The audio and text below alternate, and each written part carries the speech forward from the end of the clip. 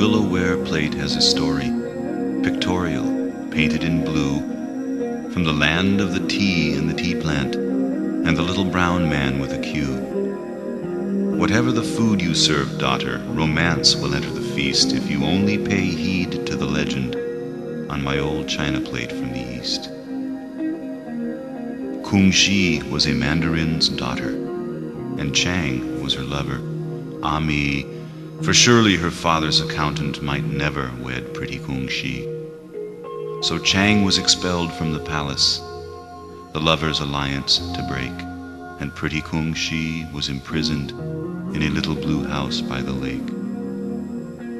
The doughty old mandarin reasoned it was time that his daughter should wed, and the groom of his choosing should banish that silly romance from her head. For years had great artists been stitching in symbols the dress she should wear, and her headband of scarlet lay waiting for the ride in a gold wedding chair. He was busily plotting and planning when a message was brought him one day. Young Chang had invaded the palace and taken his sweetheart away. They were over the bridge when he saw them. They were passing the big willow tree, and a boat at the edge of the water stood waiting for Chang and Kung Shi.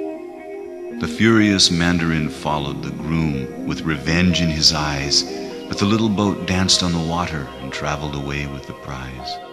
But his vengeance pursued to their shelter and burned the pagoda, they say, and from out of the flames rose the lovers as a pair of doves winging away. And they flew on toward the western heaven, the pretty Kung Shi and her Chang, or so says the famous old legend from the land of the Yangtze Kiang.